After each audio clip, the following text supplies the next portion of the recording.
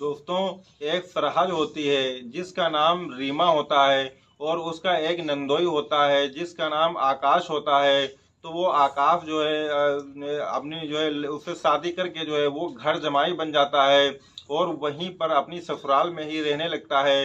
इसी दौरान वो रीमा के ऊपर जो है उसकी बहुत ही बुरी नज़र होती है और वो इसी ताक झाक में रहा करता था कि जैसे ही उसको मौका मिले वो तुरंत जो है रीमा से बातचीत करे और रीमा से बातचीत करने के बाद उसके साथ वो शारीरिक संबंध बनाना चाहता था और यही उसका आखिरी मकसद था कि किसी भी तरीके से वो उसके साथ शारीरिक संबंध बना सके। वो इसी ताक झाक में लगा रहता था।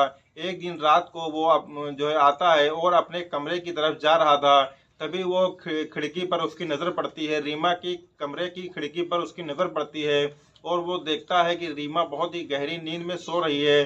तो वो उसका दरवाज़ा खटखटाता है और दरवाजे को खटखटाने के बाद वो उसके कमरे में प्रवेश करता है और प्रवेश करने के बाद वो उससे छेड़खानी शुरू कर देता है। रीमा इस चीज़ का बहुत ही ज़्यादा दोस्तों विरोध करती है, लेकिन जैसे ही विरोध करती है और वो शोर मचाती है, शोर मचाने के बाद जो उसके परिवार वाले होते हैं वो दौड़े हुए चले आते हैं। लेकिन दोस्तों, वो आने के बाद रीमा के साथ क्या करते हैं ये सुन करके आपके जो है भी रोंगटे खड़े हो जाएंगे कि आखिरकार घर वालों ने अपनी बहू विधवा बहू रीमा के साथ जो है क्या किया था। दोस्तों, बने रहिए इस कहानी के अंत तक। आज की कहानी जो है बहुत ही इंटरेस्टिंग होने वाली है। दोस्तों, मैं शादाब खान, अस्सलाम वालेकुम, नमस्कार। अगर आप हमारे चैनल पर नए हैं तो प्लीज़ वही रिक्वेस्ट है कि आप हमारे चैनल को सब्सक्राइब कर लीजिएगा और कहानी अच्छी लगे तो लाइक कीजिएगा और कमेंट बॉक्स में अपनी राय जरूर रखिएगा। दोस्तों, आज की जो ये कहानी है ये कहानी जो है मध्य प्रदेश की है। मध्य प्रदेश में एक मध्यम वर्गीय बहुत ही छोटा सा परिवार रहा करता था। उस परिवार में जो है एक आकाश नाम का एक लड़का रहता था और जो है एक रीमा नाम की एक लड़की रहती थी। तो रीमा नाम की जो लड़की थी उसकी शादी हो जाती है। वो शादी होने के बाद जो है बहुत ही ज़्यादा जो है उसके ऊपर दुखों का पहाड़ टूट जाता है, क्योंकि शादी को उसकी तकरीबन 5 साल ही हुए थे और 5 साल के बाद उसके पति का एक कार एक्सीडेंट में जो है मौत हो जाती है और मौत होने के बाद उसके ऊपर एक दुखों का पहाड़ टूट जाता है और वो बहुत ही ज़्यादा परेशान रहने लगती है। उसके बाद जो है बहुत सारी परेशानियां झेलने के बाद जो है वो जो है बहुत दिक्कत में आ जाती है और आने के बाद जो है उसको बहुत ही ज़्यादा परेशानियां होने लगती हैं। और जब उसका पति इस दुनिया से उसको छोड़ करके चला जाता है तो उसके ससुराल वाले जो होते हैं, उसकी ननद जो होती है और जो सास होती है, वो उसको बहुत ही ज़्यादा प्रताड़ित करती थी, बहुत ही ज़्यादा उसको परेशान किया करती थी। लेकिन उसका जो ससुर था वो जो है कभी ना कभी जो है उसको थोड़ा बहुत आराम दे दिया करता था, लेकिन बाकी घर में जो है उसको कोई मानने वाला नहीं था और हर कोई उसको जो है परेशान किया करता था। और आकाश जो है इसी चक्कर में रहा करता था कि कब जो है उसको मौका मिले और वो उसके साथ जो है छेड़खानी करे और उससे जो है छेड़छाड़ करे और उसके साथ जो है संबंध बनाए। इसी चक्कर में वो उसके आसपास मंडराता रहता था। दोस्तों, साथ ही साथ मैं आपको एक बात और बताता चलूं कि आकाश जो है ये आकाश से जब उस लड़की की शादी नहीं हुई थी रीमा की, तो जब ये लोग कुंवारे थे दोनों लोग तो ये दोनों लोग आपस में एक दूसरे से बहुत ही ज़्यादा प्यार करते थे और आकाश उस रीमा से शादी करना चाहता था। लेकिन इत्तेफाकन ऐसा होता है कि इनके घर वाले आकाश की शादी कहीं दूसरी जगह से करवा देते हैं और करवाने के बाद ये आकाश जो है ये अपनी ससुराल में घर जमाई बन करके रहने लगता है। उसके बाद ये सोचता है कि क्यों ना हम अपने साले की शादी उस रीमा के साथ करवा दें। करवाने के बाद वो रीमा हमारी नज़रों के सामने रहेगी और अच्छी तरीके से उसकी देखभाल भी हम कर लिया करेंगे। ये सोच करके वो अपने साले का रिश्ता उस रीमा के घर पर भिजवाता है और उस रीमा के घर वाले इस रिश्ते को मंजूरी दे देते हैं और शादी की डेट भी फिक्स हो जाती है। शादी की डेट फिक्स होने के बाद दोस्तों उन दोनों की बहुत ही धूमधाम से शादी हो जाती है और शादी के बाद जो है वो उसका जो पति होता है वो उसको दुल्हन बना करके अपने घर लेकर के आता है और उसको बहुत ही अच्छी तरीके से रखता है। 5 साल तक तो सब कुछ बहुत ही अच्छी तरीके से चलता रहता है, लेकिन जो है 5 साल के बाद एक कार दुर्घटना में उसकी मौत हो जाती है और वो विधवा हो जाती है। वो उसके ऊपर दुखों का इतना बड़ा पहाड़ टूट गया था कि वो बहुत ही ज़्यादा परेशान रहने लगी थी। अब उसके जो है वो, क्योंकि उसकी जो ससुराल वाले थे वो भी उसको बहुत ही ज़्यादा प्रताड़ित करते थे, उसकी नंद भी उसको बहुत प्रताड़ित करती थी। केवल ससुर ही ऐसे थे जो थोड़ा बहुत उसको माना करते थे। उसको खाना पीना और जो है कपड़े वगैरह कुछ भी सही सलामत नहीं मिलता था। इससे बहुत ही ज़्यादा उसको परेशानी हो रही थी। एक दिन जो है आकाश अपने ऑफिस से थोड़ी देर से वापस लौटता है और वापस लौटने के बाद वो अपने घर का दरवाज़ा खटखटाता है। रात के तकरीबन 11 बजे का समय था। जय और दरवाजे पर उसकी सास आती हैं और दरवाजे को खोलती हैं।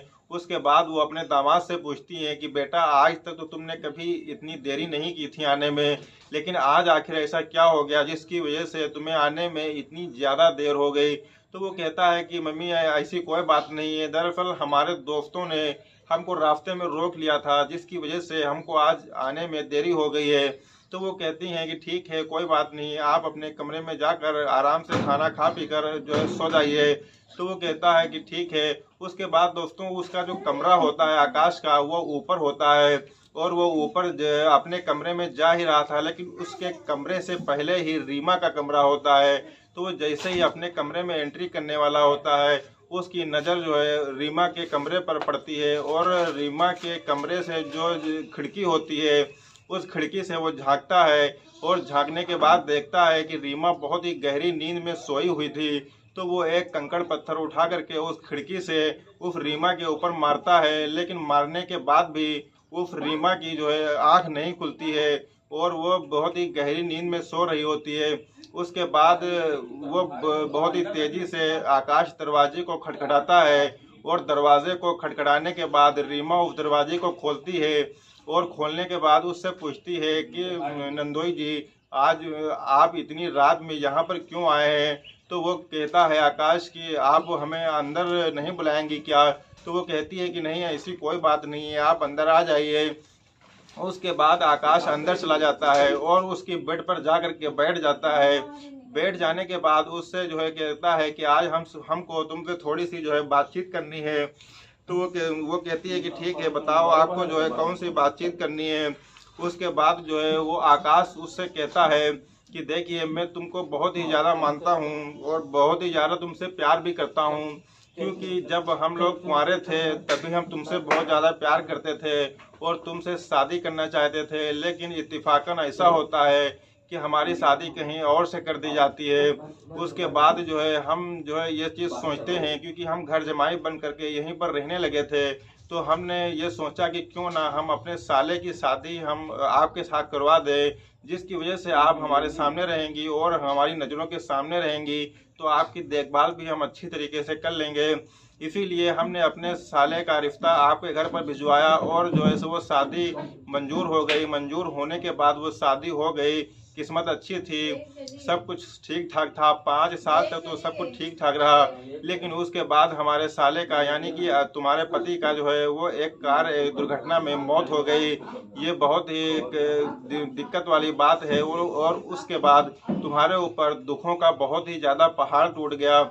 मैं इस बात को बहुत ही अच्छी तरीके से समझता हूँ, लेकिन अब तुम्हारे आदमी को इस दुनिया से गुजरे हुए तकरीबन 5 साल हो गए हैं। तो मैं सोच में ये पड़ा हूँ कि क्या तुम्हें कभी जो है इस चीज़ का मन नहीं करता है क्या, कि जो है कुछ करने की तुम्हारे अंदर इच्छा नहीं होती है क्या? तो वो कहती है कि इच्छा तभी तक थी जब जब तक हमारा आदमी हमारे सामने था, तब तक हमारी इच्छा थी। हमारा आदमी जब इस दुनिया से चला गया तो हमारी इच्छाएं भी मर चुकी हैं और अब हमको किसी भी प्रकार की कोई इच्छा नहीं होती है। तो वो जो है परेशान हो जाता है और वो कहता है कि तुम एक विधवा हो, और ये जो है उसके बावजूद भी वो कहती है कि मुझे इस घर में जो है बहुत ही ज़्यादा प्रताड़ित किया जाता है, मारा जाता है, पीटा जाता है, यहाँ तक कि खाना पीना भी सही से नहीं दिया जाता है और कपड़े वगैरह भी नहीं दिए जाते हैं। तो वो कहता है कि आपको परेशान होने की कोई ज़रूरत नहीं है, आपकी वो सारी चीज़ों का इंतज़ाम मैं खुद करके दूंगा, लेकिन आप जो है मेरी एक बात मान लीजिए और तुम जो चाहोगी मैं वही करूँगा, लेकिन जो है तुम हमारे साथ जो है शारीरिक संबंध बना लो। तो वो साफ साफ मना कर देती है और कहती है कि मैं आपके साथ ऐसा बिल्कुल भी नहीं कर सकती हूँ, क्योंकि ये बहुत ही ज़्यादा गलत है। और जब सब लोगों को इस बारे में पता चलेगा तो वो लोग आखिरकार क्या सोचेंगे। लेकिन वो आकाश कहता है कि किसी को कुछ नहीं पता चलेगा और कोई कुछ नहीं सोचेगा, कोई बदनामी वगैरह नहीं होगी। उसके बाद वो उस रीमा के साथ आकाश छेड़खानी शुरू कर देता है और छेड़खानी करते करते जो है धीरे धीरे उसके एक एक करके सारे कपड़े उतार देता है और अपने भी कपड़े उतार देता है। दोस्तों, देखते ही देखते कब उसके साथ वो शारीरिक संबंध बनाने लगता है कुछ पता ही नहीं चलता है। कुछ ही पलों में वो उसके साथ ऐसा शारीरिक संबंध बनाता है कि वो भी जो है उसका साथ देने लगती है। और उसको वो अपने पति के पास रहते हुए भी इतना चरम सुख जो है कभी नहीं पाई थी, जितना चरम सुख जो है, जितना जो है उसको आनंद आज जो है आकाश से आ रहा था, वो भी उसका साथ देने लगती है। और आज वो बहुत ही ज़्यादा सुख पा रही थी जो अपने पति से वो कभी नहीं पाई थी। उसका जो नंदोई था वो उसे जो है संबंध बनाता ही जा रहा था।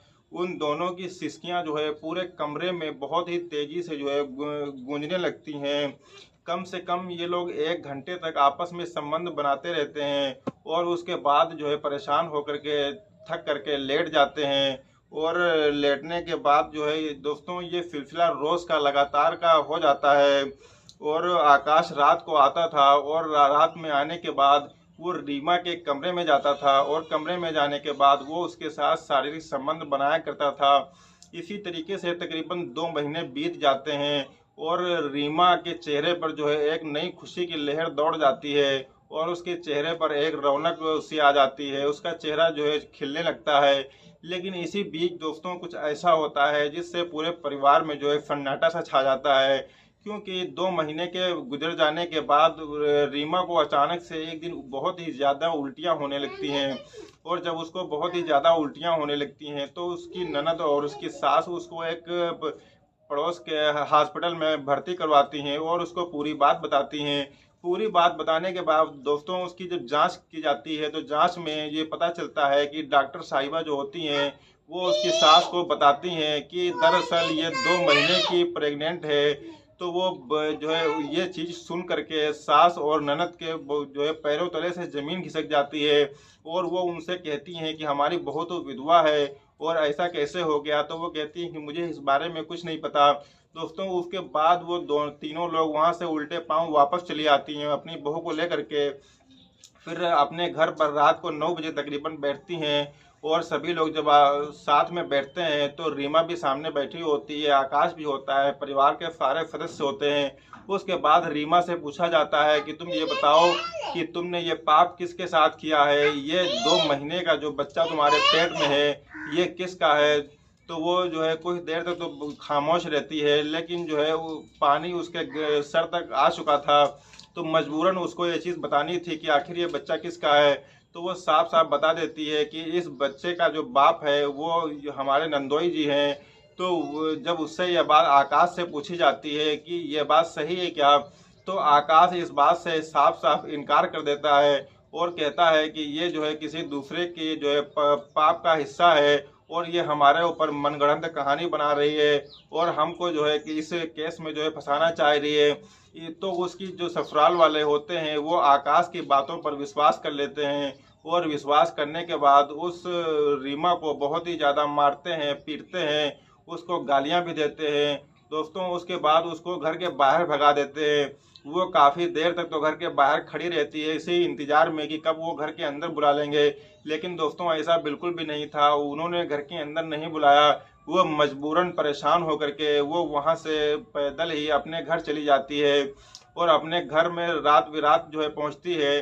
पहुँचने के बाद वो अपने परिवार वालों से पूरी की पूरी कहानी बताती है और जब वो पूरी कहानी बताती है तो उसके परिवार वाले पूरी कहानी सुन करके दंग रह जाते हैं।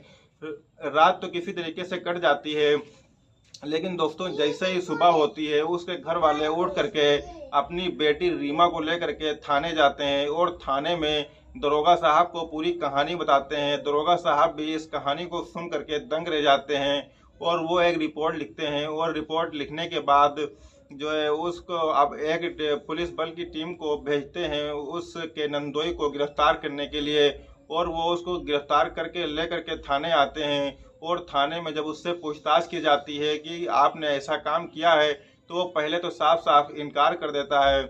उसके बाद जब उससे सख्ती से पुलिस पूछताछ करती है तो वो अपने जुर्म को कबूल कर लेता है और वो कहता है कि इस पाप का भागीदार मैं ही हूँ और रीमा के पेट में जो बच्चा 2 महीने का है उसका पिता भी मैं ही हूँ और मैंने ये जुर्म किया है। दोस्तों, उसके बाद पुलिस उसके खिलाफ संगीन धाराओं में मुकदमा दर्ज करके उसको जेल भेज देती है।